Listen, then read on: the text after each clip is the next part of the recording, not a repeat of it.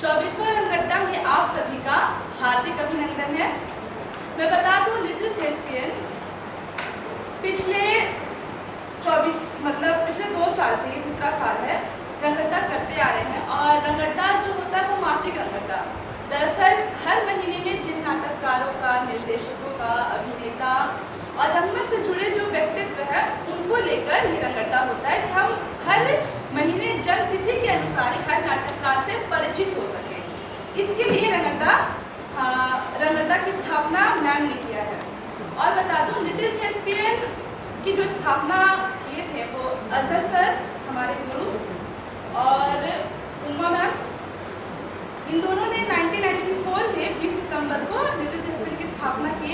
और इस little thespian के माध्यम से वो नाटकों को तो मंचित करते ही है, साथ ही नाटक की विषय वस्तु, उससे रिलेटेड जो बातें होती हैं, जो एक नाटक तैयार करने के दौरान हर एक्टर, जो आर्टिस्ट होते हैं, उनको जानने की ज़रूरत होती है। जरूरी नहीं है कि वो मंच पर अभिनय कर रहे हों, मंच से जुड़े हैं तो उनको जानने की ज़रूरत है। तो इन सारी चीज़ों के लिए जो एक अध्ययन है, उसके लिए भी ये रंगड्डा उसका एक नेपथ्य का काम, एक चीज़ें हमारे सामने होती है, लेकिन उसके पीछे बहुत सारी कहानी, बहुत सारा इतिहास होता है, जो आज के हिंदी के जितने भी क्या कहूँगी, रंगमंच से जुड़े हुए व्यक्तित्व हैं, लोग हैं, हम हैं, वो हैं, जितने भी हैं, उनको नहीं पता कि हमारा इतिहास क्या रहा है। और रंगमंच को एक किताब के तौर पर वो पढ़ते नहीं हैं, हालांकि इसे पढ़ना चाहिए। तो ये पढ़ने की प्रेरणा आदि बातों को प्रेरित करने के लिए रंगड्डा है। आज हमारे सामने देखिए, विष्णु प्रभाकर, मुद्रा राक्षस, भुवनेश्वर, देवेंद्र राज अंकुर और श्रेयस भारद्वाज है।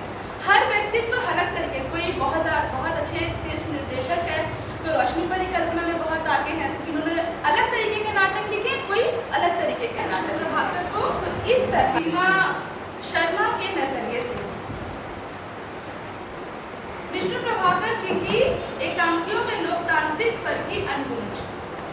कक्षा 9वीं के पाठ्यक्रम में सीमा रेखा एकांकी पढ़ते समय विष्णु प्रभाकर जी को हम लोगों ने रेडियो रूपककार के रूप में सबसे पहले जाना। रेडियो के लिए भी एकांकी या रूपक की रचना होती है, यह उस उम्र में कौतूहल का सबसे बड़ा विषय था। हमारी हिंदी शिक्षिका आदरणीय अंजलि दीदी ने जिस ध्यानात्मकता के साथ इसका अभिनयात्मक वाचन, ये यूँ कहें कि बिना रंगमंच के कक्षा में पहली प्रस्तुति करवाई, और नाटकों के प्रति मेरे प्रेम का बीजारोपण था। पहले मैं संक्षेप में विष्णु प्रभाकर जी की साहित्यिक परिचय को आपके सामने रखूंगी, फिर अपने विषय अनुरूप वक्तव्य बनाऊंगी। श्री विष्णु प्रभाकर जी का जन्म 21 जून 1922 को मीरापुर, मुजफ्फरनगर में हुआ था। इनका वास्तविक नाम विष्णु दयाल है। इनकी प्रमुख रचनाओं में आवारा मसीहा, डॉक्टर प्रकाश, परछाइयाँ, बहा एकांकी, अशोक, इंसान, अन्य एकांकी, 10 बजे रात, ये रेखा, ये दायरे, ऊंचा पर्वत, गहरा सागर, मेरे श्रेष्ठ एकांकी, तीसरा आदमी, नए एकांकी, डरे हुए आदि शामिल है। यूँ तो विष्णु प्रभाकर जी प्रेमचंद, जैनेंद्र और अज्ञे आदि के समकालीन, किंतु उनका रचना धरातल इन लेखकों से अलग था। हिसार में इन्होंने नाटक मंडली में काम भी किया। कहानी लेखन, आत्मकथा, उपन्यास और रिपोर्टाज में भी इनका योगदान उल्लेखनीय है। इन्हें पहले पाब्लो नेरुदा सम्मान, सोवियत लैंड नेहरू पुरस्कार, मूर्ति देवी पुरस्कार, शलाका सम्मान, पद्म भूषण, भारतीय ज्ञानपीठ आदि सम्मानों से नवाजा गया है। 11 अप्रैल 2009 को इनका देहांत हुआ था। सीमा रेखा एकांकी लेखक के लोकतांत्रिक स्वर को बहुत ही सुंदर ढंग से हम सबके सामने रखता है। इस एकांकी के सभी पात्र समाज के अलग अलग वर्ग का प्रतिनिधित्व करते हैं। एक संयुक्त परिवार की कथा को लोकतंत्र में परिवार एक इकाई के रूप में प्रस्तुत करती है। इस एकांकी का मूल स्वर है, लोकतंत्र में सरकार और जनता के बीच में कोई विभाजक रेखा नहीं होती। साथ ही साथ सविता, जो कि परिवार की सबसे छोटी बहू है, एक आधुनिक महिला का प्रतिनिधित्व करते हुए कहती है कि लोकतंत्र में कोई शासक नहीं होता, जनता के द्वारा चुने हुए प्रतिनिधि जनता के सेवक होते हैं और जनता के हित में कार्य करते हैं। इस एकांकी में सबसे बड़ा भाई लक्ष्मी चंद्र एक व्यापारी है, शरद चंद्र एक उप मंत्री है, सुभाष चंद्र एक जननेता है और विजय पुलिस कप्तान है। अरविंद 10 वर्ष का बच्चा है, जो बड़े भाई लक्ष्मी चंद्र का पुत्र है। एक दिन बैंक के पास भीड़ बेकाबू हो जाती है। अब पुलिस को गोली चलानी पड़ती है। दंगा करने वालों का भुगतान भोली भाली जनता और छात्र वर्ग किस प्रकार करते हैं,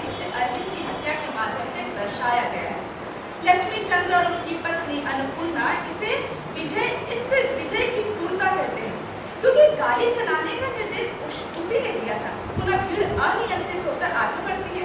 शरद चंद्र मंत्रिमंडल की बैठक बुलाने का उपक्रम करते हैं। सविता इसके लिए उनकी भर्त्सना करती है। भीड़ फिर भी काबू हो जाती है।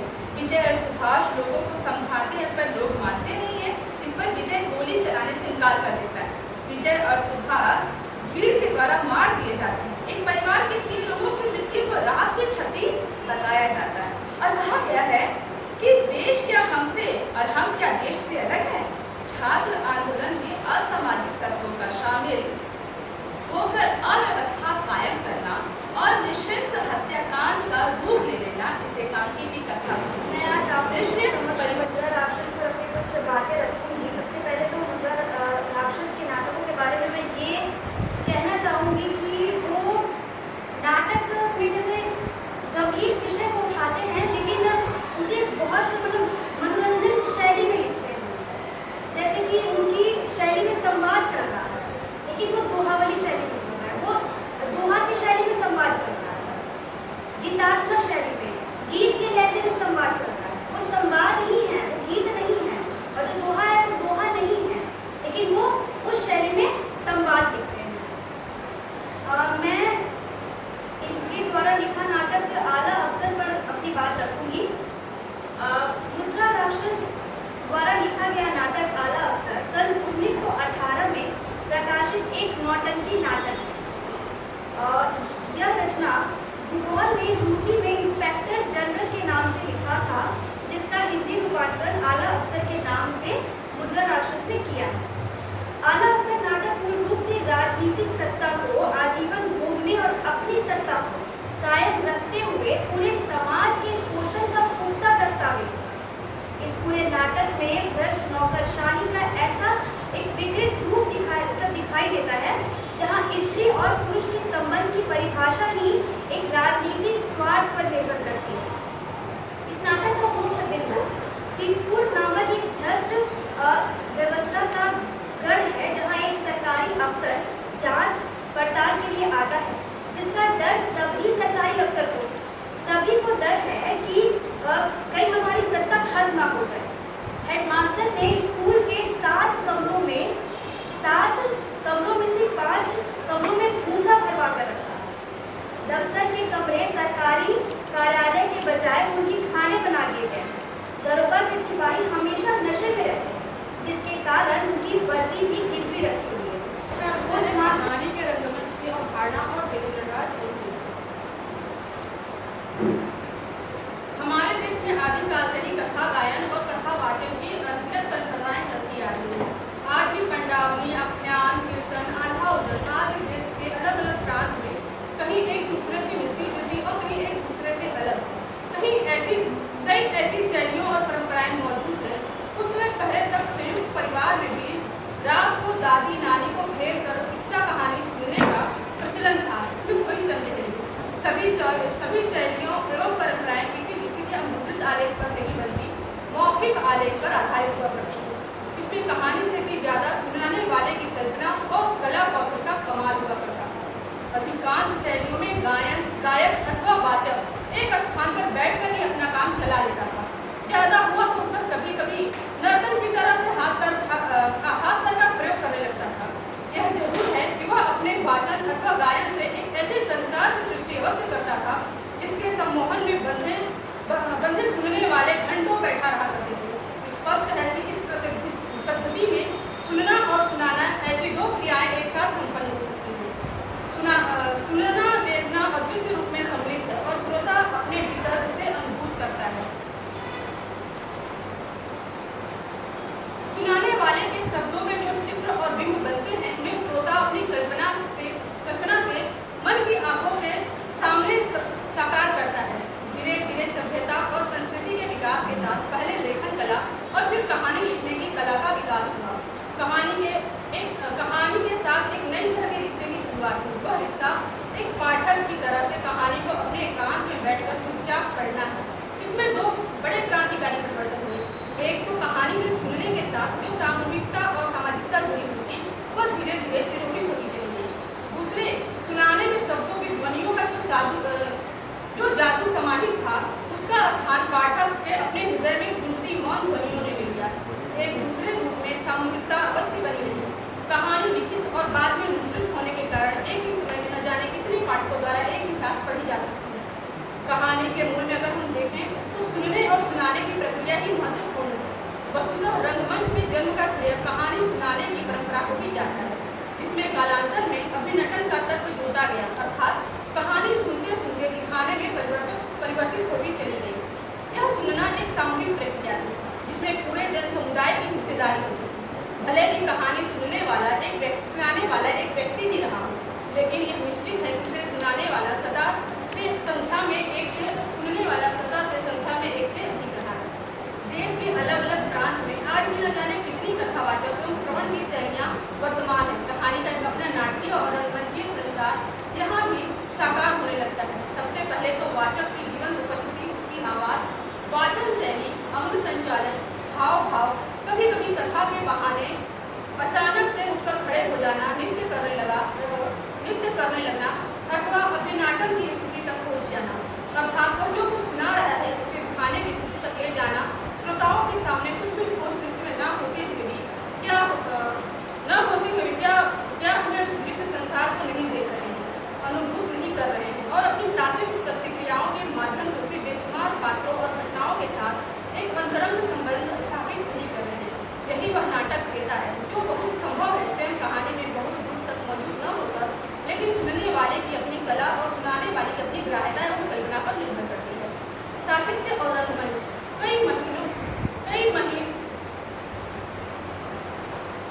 कई मायने में एक दूसरे के पूरक हैं। यदि सभ्यता के विकास में कभी अभिनय कला के जन्म होने से कहानी सुनने और दिखाने के माध्यम से साहित्य की मौखिक परंपरा को जन्म दिया, तो कालांतर में उसे मौखिक परंपरा ने भारतीय रंगमंच के विकास में महत्वपूर्ण भूमिका निभाई। इतिहास साक्षी है कि हमारे यहाँ रंगमंच का जन्म और विकास महाकाव्य को घूम घूमकर सुनाने की परंपरा से हुआ, जिसे कथा वातायन और कथा वाचन शैलियों के भीतर समाहित किया जाता रहा है।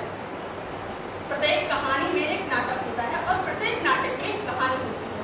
प्रत्येक कहानी अपनी मूल प्रकृति एवं परिकल्पना में नाटक ही होती है। कहानी को अलग से अथवा एक नाटक के रूप में वर्णन करने की आवश्यकता क्यों पड़ती है? क्या इसलिए कि कहानी में जो नाटक रहता है वह इतने सूक्ष्म रूप में होता है तो उसे ठोस रूप में सामने लाने के उसका नाट्य रूपांतरण करना पड़ता है। ये 24वां रंग अड्डा कुछ अलग सा है, कुछ खास है, क्योंकि इसके गुलदस्ते में एक नए फूल को टांका गया है, वो है साक्षात्कार।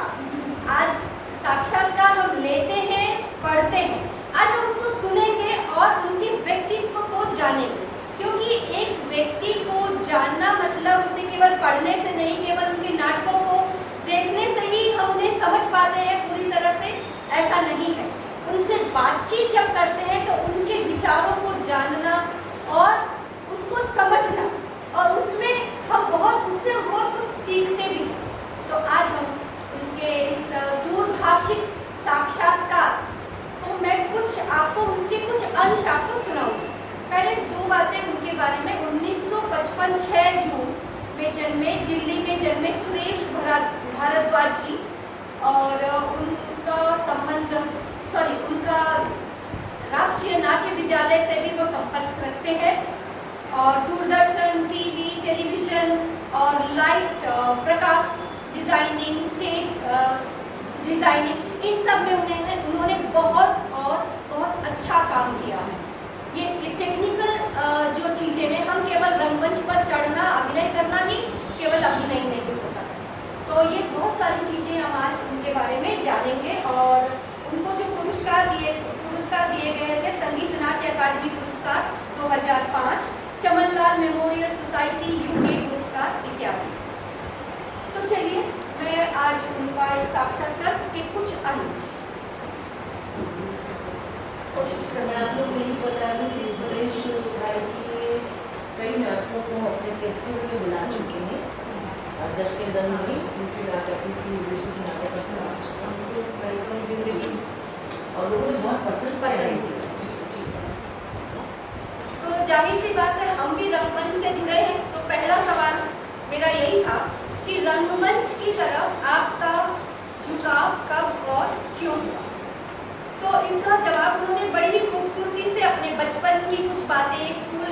हमें बताते हुए किया कि बचपन से बच्चा जो है सीखता कैसे, नकल से, अभिनेता भी वैसे ही सीखता है। उनका कहना है कि इमिटेशन ही रंगमंच की, थिएटर की जननी है।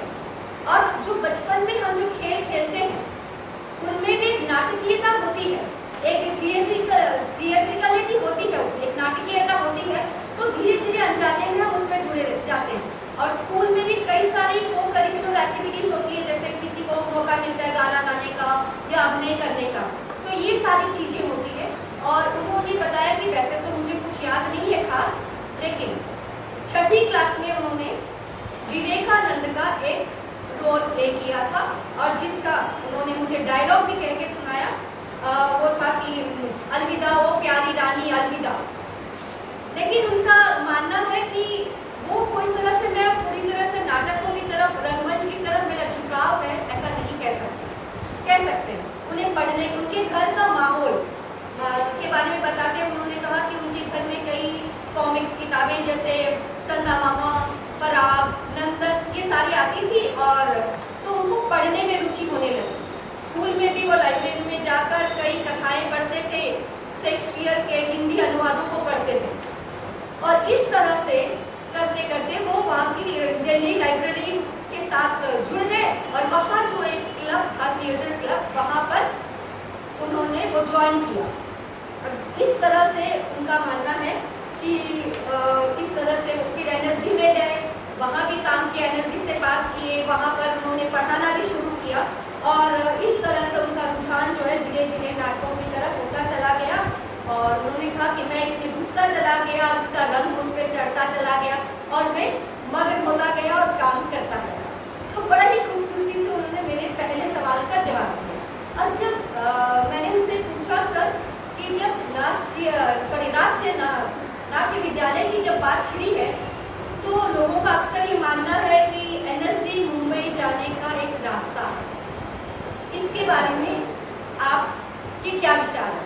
तो उन्होंने तुरंत कहा कि भाई एनएसडी ही क्यों, एनएसडी ही क्यों? ऐसा कहा जाए तो हिंदुस्तान का जो भी थिएटर है, चाहे वो अपना रीजनल थिएटर हो, चाहे जो भी थिएटर हो, बंगला थिएटर, कन्नड़ थिएटर, जो भी हो, सभी तो वही रास्ता खोलते, केवल एनएसडी ही क्यों?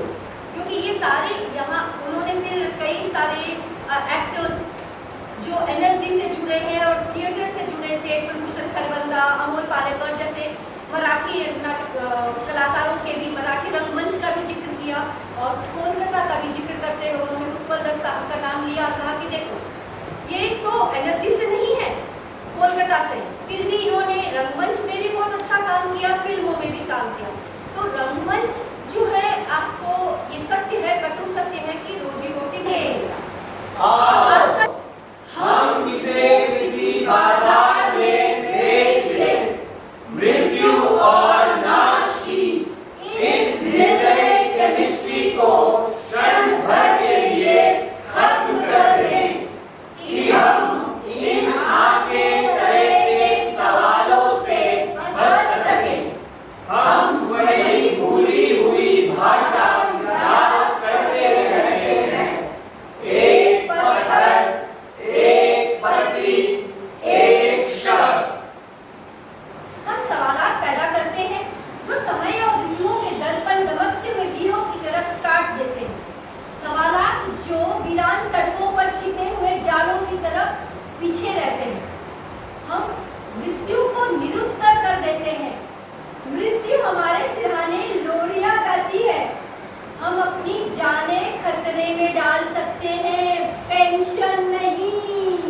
जीवन का संगमरमर, जीवन का हसीन संगमरमर, जीवन का घायल संगमरमर, खून बहता हुआ संगमरमर। यहाँ क्या हर वक्त पानी बरसता है? ये कैसी घटा ऊपर रही है? भीग जाएंगे, मर जाएंगे, हम इस तरह अपनी जानें खतरे में नहीं डालेंगे। तुम बिस्तर में ही रहो, तुम्हें जुकाम है, तुम्हें निमोनिया भी हो सकता है। निमोनिया तो बहुत साधारण है, क्यों? क्या मुझे पैटीज डिजीज नहीं हो सकती? बाबा, जान बाबा, मसाजी बाबा, तुम घर से कितनी दूर निकल जाते हो? मैं कब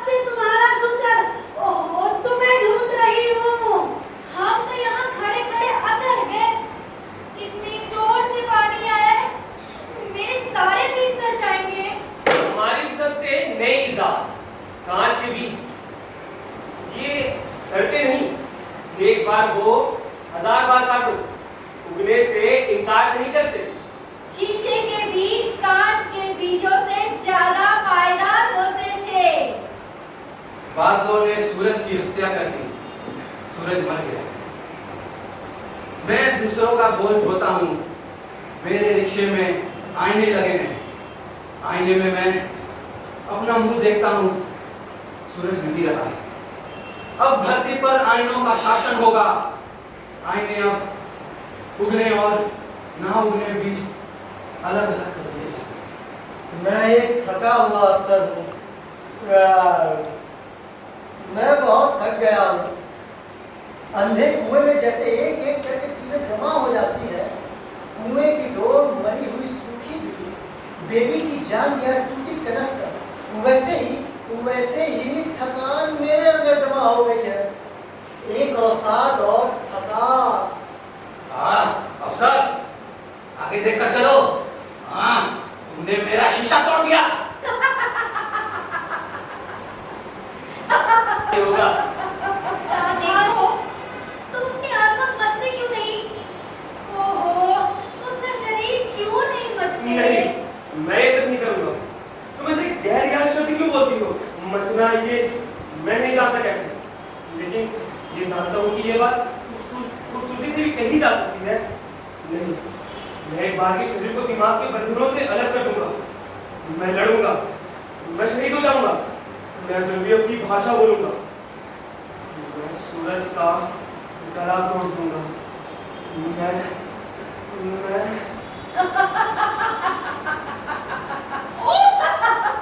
तुम्हारा इंतजार करते करते तो हम बूढ़े हो चले थे। कहते तुम्हारा 7 बजे आने का वादा है। ये क्या, तुम्हारा चेहरा नहीं उतरा है?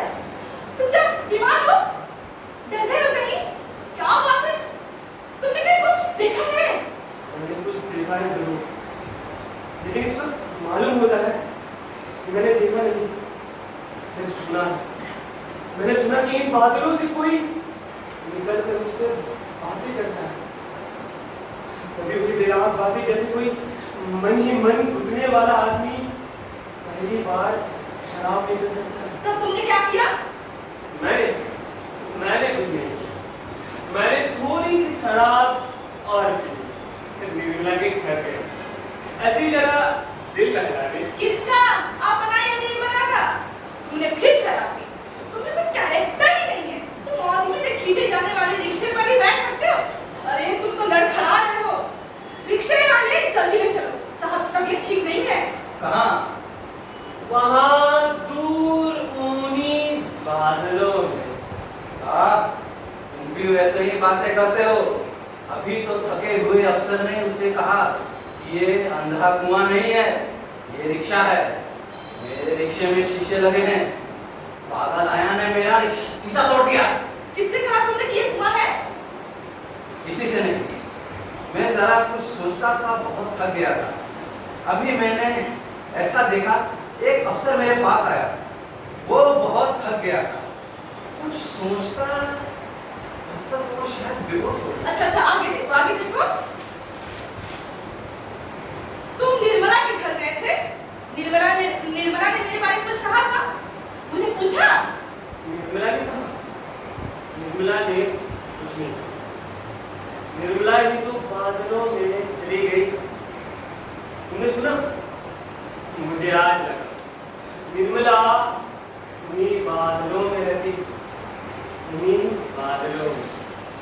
मैं अफसर हूँ, मैं बहुत थक गया हूँ। जीवन जवानी में मैंने हजारों खोपड़ियाँ चटकाई, अब तो सिर्फ उंगलियाँ चटकाता। कभी कभी मजाक भी चटका लेता हूँ। तुम अंग्रेजी जानते हो? क्रैका जो, क्रैका पिन। अच्छा बच्चों, सुनो, अब एक पहेली पूछो। कॉलेज के बच्चों बुझो, क्या तुम ऐसी चिड़िया का नाम बता सकते हो जो उमड़ती निडर घटाओं के बीच नाचती है, जिसके पर में 8 रंग होते हैं, पर जो कुत्ते की तरह भौंकती है? भौंक भौंक। नहीं। मुझे पता था तुम नहीं बता सकोगे। तुम अभी बच्चे, मैं जानता था तुम नहीं बता सकोगे। अरे मोर मोर मोर तुम नहीं जानते मोर। लेकिन मोर भौंकते कहाँ है? यही तो भेद है। अरे नहीं तो तुम बूझ नहीं लेते। और इसमें मजाक ही क्या था? मुझे नहीं मालूम। तुमने उसे शादी क्यों की? अनाउंसर चुनचुना बजाती है, भागवत गंभीर हो जाती है। रमणी हंस रही है, भयानक हंसी। अनाउंसर चुनचुना जोर जोर से बजाती है, रमणी की हंसी धीरे धीरे मधुर हो जाती है। तब अनाउंसर ऑडिटोरियम में आकर बैठ जाती है। स्त्री का बोलना शायराने लहजे में डूबा डूबा सा है। मेरी तरफ देखो। तुमने कभी मेरे बारे में ये नहीं सोचा कि मैं बादलों से निकल कर आई हूँ या बादलों में रह सकती हूँ। तुम निर्मला के बारे में ये बातें सोच सकते हो, मेरे लिए तो मैं सोचता था मुझे, मैं सिर्फ सुनता और खुद देखता हूँ। मैं देखता हूँ, मैं सिर्फ देखता हूँ। बहुत सी बातें देख लेता हूँ और बाद में मेरी कोशिश ये रहती है कि जो मैंने देखा है, कोई भी खासकर तुम ना देख। और इसलिए जो मैंने देख लेता हूँ उसे फौरन छोड़ना चाहता हूँ। मैं तुमसे प्रेम तो करता हूँ। क्यों? अगर मैं देख लूंगी तो क्या होगा? नहीं, मैं चाहता हूँ कि तुम सिर्फ सुनो। तुम सुन लोगी तो मेरा अंत हो जाएगा बिल्कुल इस तरह। क्यों? तुम हमेशा इस तरह बातें क्यों करते? तुम इतने क्योंकि मैं इतना डरा हुआ हूँ। तुमने ठीक कहा। देखो मैंने सुन लिया ना। बाबा, जान बाबा, मसाजी बाबा, तुम खेलने बड़ी दूर चले जाते हो। तुम्हारे सूटर में कीड़े लग रहे हैं। पागल है कि आवाज से पति चौंक पड़ता है। नहीं, तो मुझे जरूर नाश करना चाहिए। मैं अपना डर दबा सकता हूँ, लेकिन मैं उसे उखाड़ फेंकना चाहता हूँ। क्या हम मुसीबत इस संसार में भय के नाश करने का मतलब है संसार का नाश करना। लेकिन तुम भय पैदा ही क्यों करते हो? मालूम होता है तुम सिर्फ भय ही भय खाते हो। तुम मुझे कुछ बताते क्यों नहीं? तुम जानती हो भय छोड़ देने से क्या होगा? तब मैं कुछ मिटा नहीं सकता, नाश नहीं कर सकता। मुझे बस सृजन करना होगा। तो फिर तब हमारी आत्मा और शरीर के मंथन से जो निकलेगा वो हमें मार डालेगा, हमारा अंत कर देगा।